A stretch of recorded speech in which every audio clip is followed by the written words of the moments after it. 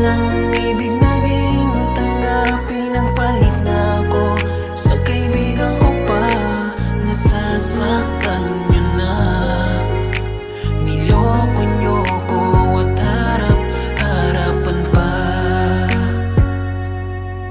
Ilang gabi na di tayo magkasundo at palagi mo na lang akong inaaway. Maliit na bagay pinapalaki mo na, sana ba yung taga-agapay? Dati pinapahalagahan, oras ng tulog sinasabayan. Palagi mo akong binabantayan, kapag di nakikita di napupunan.